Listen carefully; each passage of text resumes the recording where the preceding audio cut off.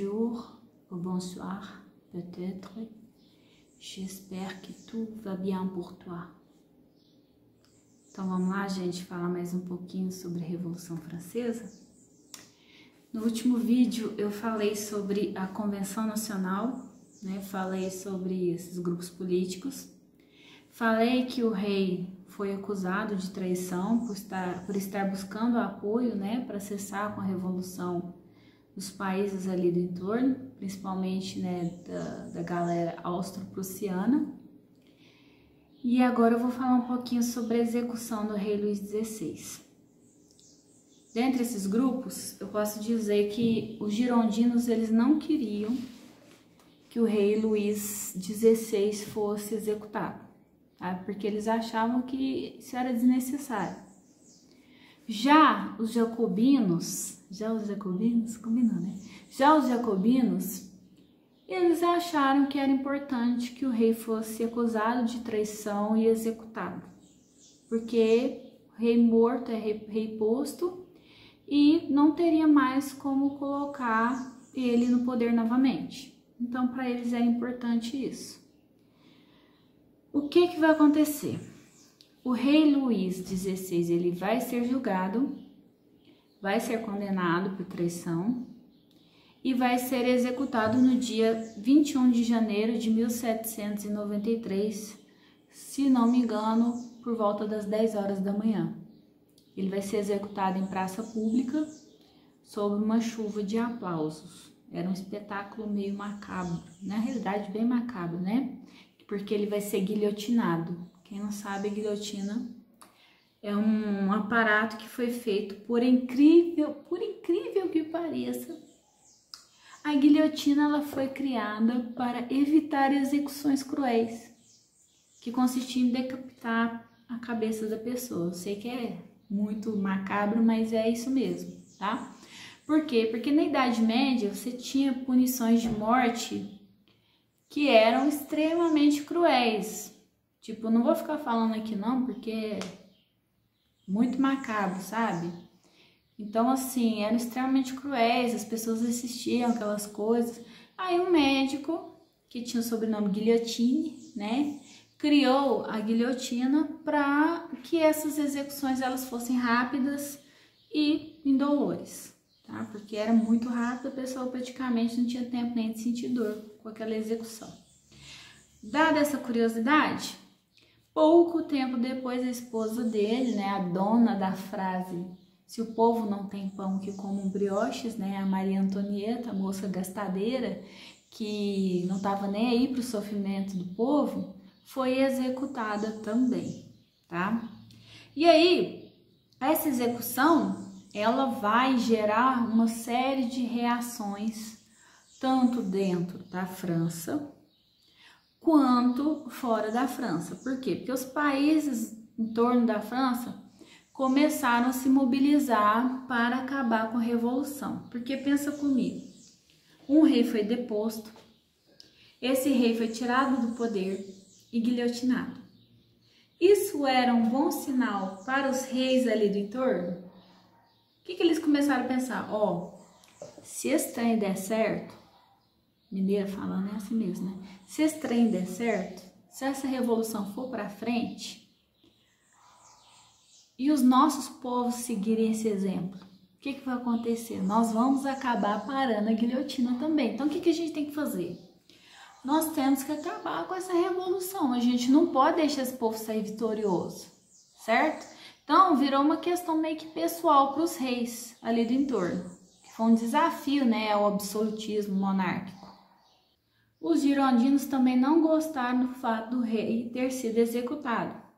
E aí, nesse cenário de conflito interno e externo, os jacobinos se aproveitaram disso e deram um golpe, apoiados pelos sans-culottes. E aí começa a ditadura jacobina, tá? Por quê? Porque vai ser um período em que os jacobinos eles vão estar convencidos que eles têm que manter a revolução. Revolução que realmente vai ser atacada por forças estrangeiras.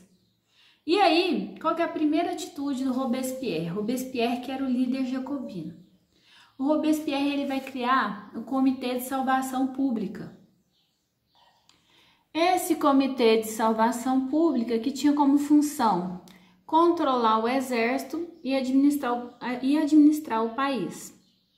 Dentre outras coisas, eles vão recrutar jovens para o exército, até porque eles estavam em iminência de uma guerra, né? Vão tabelar o preço dos alimentos para evitar uma inflação, uma carestia dos preços desses alimentos. Vão aumentar os impostos para os ricos e abolir a escravidão nas colônias francesas, certo? Ou seja, vão acabar com o trabalho escravo nas colônias francesas. E vão conceder proteção aos pobres, aos idosos e aos desempregados. Ou seja, eles vão ter medidas bastante populares. Em paralelo a essas medidas, medidas populares, eles vão adotar um tribunal revolucionário, que era um tribunal de exceção, que foi criado para vigiar e punir possíveis inimigos da revolução, tá? Quem fosse considerado traidor da revolução ia parar na guilhotina, certo? Calcula-se que esse tribunal condenou à morte entre 40 e 50 mil pessoas. Por essa razão, essa fase, dessa ditadura jacobina foi conhecida como período ou fase do terror, porque foi o momento mais radical da Revolução Francesa.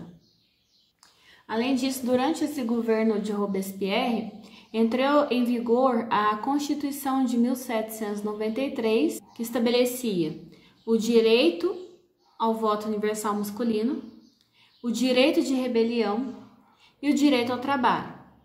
Em 1793, o governo jacobino conseguiu conter as forças contra-revolucionárias estrangeiras, e aí, como não havia mais essa ameaça de invasão estrangeira, os girondinos se sentiram mais tranquilos e organizaram com alguns membros da planície um golpe em que eles tiraram o Robespierre do poder e pouco depois ele foi condenado à morte. E aí esses girondinos eles começaram a promover uma perseguição contra esses jacobinos, Então vários jacobinos vão parar na guilhotina também. Esse período vai ser conhecido como o período do terror branco. Após essa execução do Robespierre, os girondinos eles vão controlar a Convenção Nacional e vão elaborar uma nova Constituição para a França, mais uma Constituição, certo? E essa Constituição vai falar que a França deveria ser governada por um diretório. O que era isso? 5 deputados eleitos pelo Legislativo deveriam, então, comandar a França. Beleza? Quem eram esses girondinos? Eu já falei, eram os grandes comerciantes no primeiro vídeo, Eram os grandes comerciantes, os banqueiros e os industriais. Então, essa gente, esse povo endinheirado é que estava no poder e queria fazer prevalecer a partir daí os seus interesses. E aí os girondinos, eles tinham várias críticas, quanto à corrupção, Começaram a impor seus interesses aí, esse governo do diretório que durou de 1795 a 1799, e foi um governo que começou a ser ameaçado por duas frentes, internamente pelos monarquistas e pelos jacobinos, e externamente pelas monarquias absolutistas vizinhas. Em meio a essa situação, gente, vai surgir a figura de um jovem general chamado Napoleão Bonaparte. Eu não vou entrar muito agora na biografia do Napoleão Bonaparte, não. Eu posso dizer que é um cara que teve uma carreira militar assim de destaque, Cresceu rapidamente dentro do exército francês e vinha com muito prestígio dentro da França. Ele dá um golpe nesse diretório, que fica conhecido como o Golpe 18 de Brumaire, de 1799, e aí ele vai assumir o controle da França. A partir desse golpe, acaba aí a Revolução Francesa. A partir daí a gente vê que foi A Revolução Francesa, né, foi um momento de transformações intensas dentro da sociedade francesa, a consolidação de um poder por parte da burguesia, né? A gente vai ver que o governo de Napoleão vai beneficiar essa burguesia. Vou fazer um vídeo, o próximo vídeo vai ser sobre a Era Napoleônica.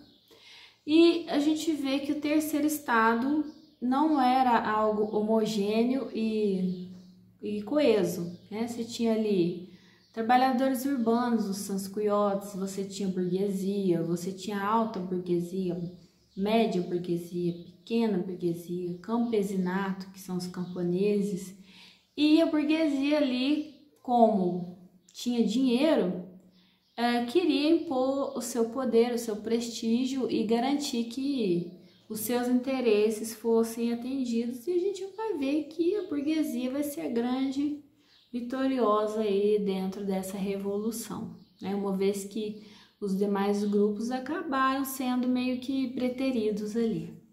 Eu vou ficar por aqui, né, com esse vídeo, e eu peço que vocês estejam acompanhando o canal, se inscrevam, curtam, compartilhem as informações do canal, e a gente se vê no próximo vídeo aí sobre a Era Napoleônica.